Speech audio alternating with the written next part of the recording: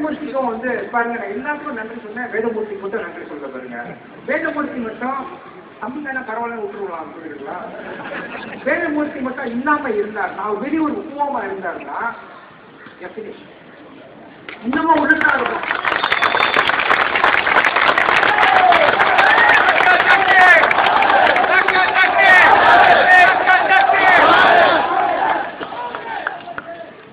வேதமூர்த்தி என்னன்னா 5 வருஷம் 5 வயசு குறைவா இருந்தாலும் அறிவு என்னோட கூட ஆகுது. அந்த சரியான நேரத்துல வந்து ஒரு அவசர ஒரு திட்டம் போட்டு எல்லாரும் வந்து சிறையில் இருக்க முடியாது அப்படின்னு சொல்லிட்டு அவர் வந்து வெளியூர்ல இருந்து போராட தொடங்கினாரு. ஆனா இப்ப நம்மளால விட்ட பிறகு வந்து அவர் வந்து அடுத்த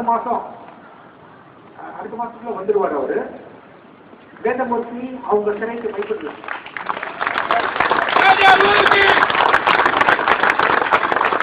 வேதமூர்த்தி அவங்க சிறையிலிருந்து பயந்து ஓடல, நாட்டை விட்டு ஓடல, ஒரு காரியக்காக தான் போனாரு.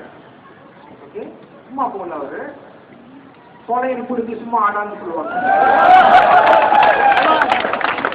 காரியத்தோட காரணத்தோட தான் வெளியூர் போனாரு.